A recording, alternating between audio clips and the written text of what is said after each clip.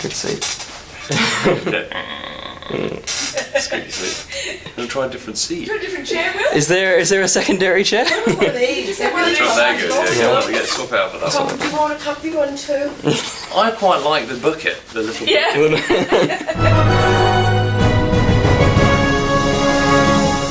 Could you tell us a bit about yourself? Sure. If you can compact it into a... Compact me as an entire person? Yes. Wow, okay. Oh, well, my name is Tom Hopper. That's an I'm important an one. actor. Yeah. I'm also a dad and a husband, a family man.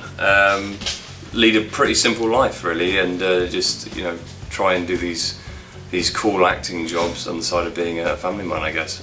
Cool is definitely the word. There's a lot of roles that one can get, but yours are always cool. Yeah, I've been very fortunate that Yeah. the roles I've done have been Yeah. moving under the cool category. Yeah. So yeah, hopefully I keep doing those kind of roles. And you graduated with honours from acting, and there's a lot of students that do acting, and it's a very stressful course to go through. Yeah. Have you got any advice for them? I think really when I look back and I talk about this sort of thing with drama school mates a lot, and if you went back and did it again, what would you do differently? And I think one of the biggest things I would do is not try and take everything in as something you've got to do.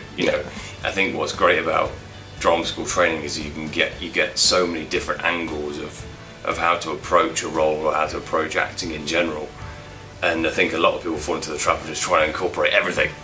And what you should do is be a sponge, absorb everything, and then go, okay, well, I like this one, and I like the way that works for me, so I'm going to use that more, and then you kind of got to forget it.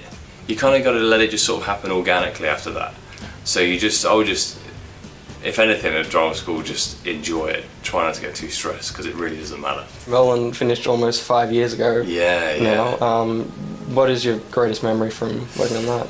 It's sort of a generic one, really, of just having so much fun on set. I always say that job was kind of like one big lads trip, because we were just goofing around every day on set, and I had the best time with those guys on that show. So I have very fond memories of it, and I've made amazing friends out of that show as well. So do you catch up with the lads around a shaped-based table at any point? not really. Yeah. Occasionally, if we go and do Bradley James's fantasy football draft, we might be around a big square table, which is his table tennis table. But no, we weirdly, I don't actually get to see them as a group very often. I meet up with them individually all the time, but I can't remember the last time that we were all in the same room together, which is weird, because we spent so much time as a group. And with Merlin, obviously there's a lot of magic. What do you think in real life is the closest thing to magic? I would say, I guess, people who do illusions and stuff and make people go, how? Yeah. And I think that there is an element of magic, and it feels magic and stuff. Also Christmas. Christmas for me, it has a real magical feeling to it.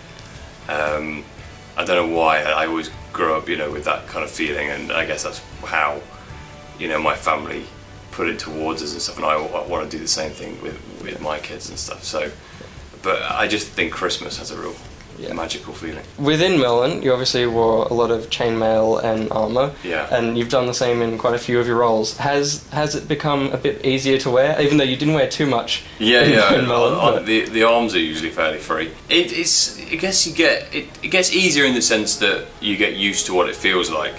When you first start fighting and stuff with all that big clobber on it, it can be a bit problematic. It's just more about how you move. But early on, you get to figure out, I guess, if there's any kind of things catching, you can get costumes, you've got to cut it down or something.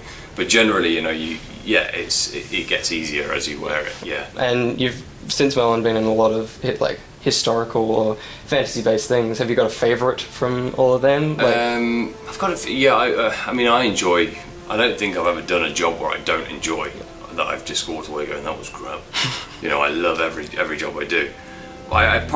Black Sails was amazing. I had a lot of fun on Black Sails. It was, I got challenged in so many ways. I got challenged as an actor. I got challenged as someone who, as a physical actor, someone who has to really put their body through it and stuff. I also had a lot of fun. I mean, it's not a historical one. This movie Kill Ratio I did in Dublin, it's an action movie.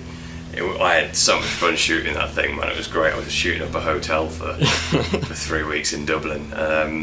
So that was a lot of fun. Within, a lot of those, they're all like big working sets. Like they're not just a small room with some stuff in it. It's Sure. like a full boat or something. Yeah. Like, what is it like having that as your office, basically? Yeah, it's pretty gnarly. Yeah, like every day we used to, go to the sets in Cape Town, and you drive past these massive ships, and you're like, oh, there's the office, there's the desk for the day, and you have to pinch yourself when you're on those sort of sets, because not every actor gets to work on those kind of sets, and they're unlike majority of the sets you'll go onto. So to have worked on a few of them now, I feel pretty privileged.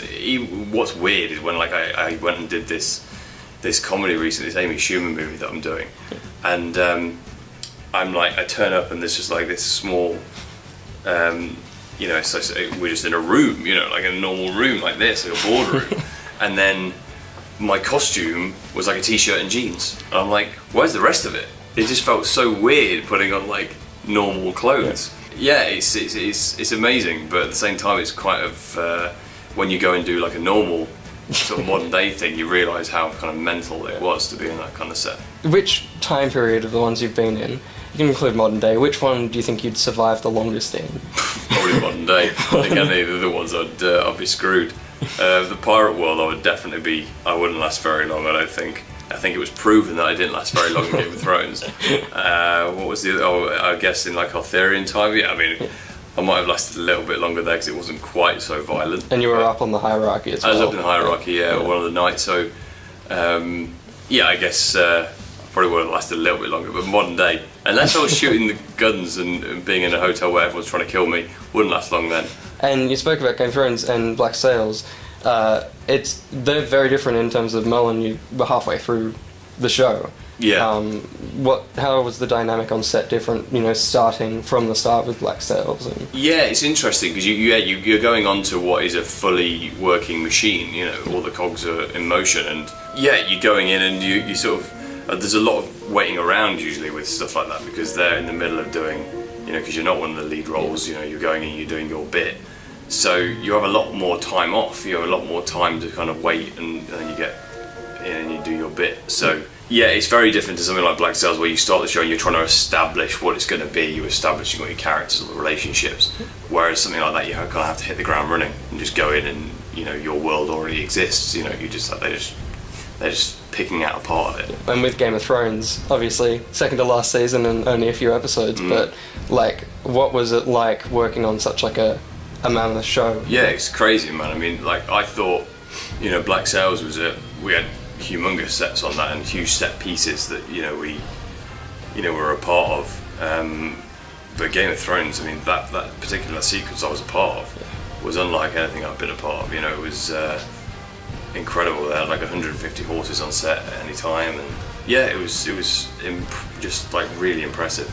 Yeah, I'd imagine. Yeah, there's a lot of money in that show. Oh, man, crazy! I think the next season is about something like $15 million an episode or something they're going to be doing. That's insane. Which is a lot of money per episode of television. Yeah, totally. When you think about when there's some movies that won't see anywhere near that budget, to get that per episode is unbelievable. Well, speaking of that, you did an indie film with fellow Knight. Owen, yeah. How was that compared to obviously things like that? Great. Well, the good thing about that was we got it completely crowdfunded through Indiegogo, and it was great because we had a lot of fan involvement, and we were very fortunate. We had a very loyal fan base from Merlin, and they all came on board and gave us money to help fund this thing. I mean, it was crazy, and so we were incredibly grateful that they wanted us to make it, and it turned out really well. We were very proud of it, and it was quite an experience. We were doing it guerrilla style and just shooting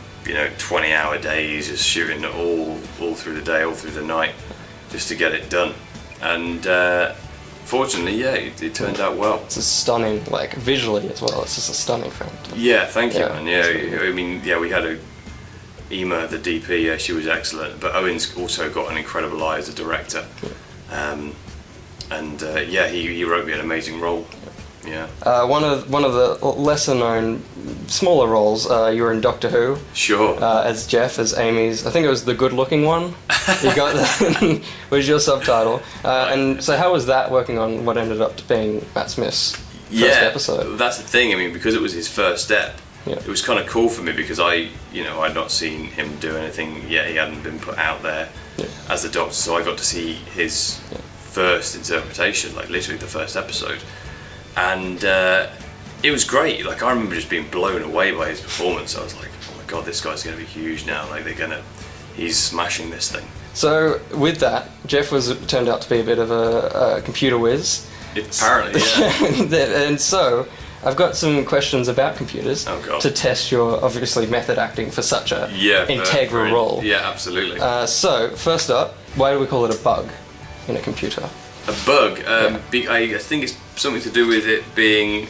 Is it like a bug? Like if you get a bug as a human, it's like something that's like a virus. Like it's working away at trying to destroy the system, or it's like it's something that's a glitch in the system.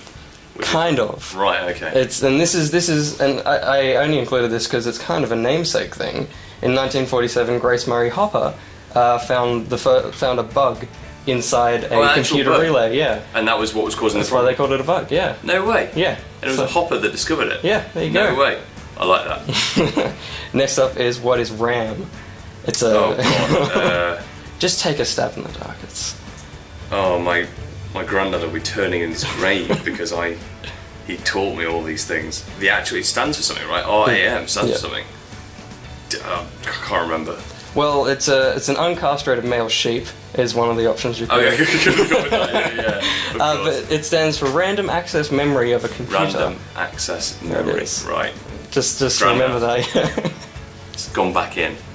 And the final one, and it's a well-renowned question to ask for team building exercises. Okay. If a penguin was to walk through the door right now wearing a sombrero, what does he say, and why is he here?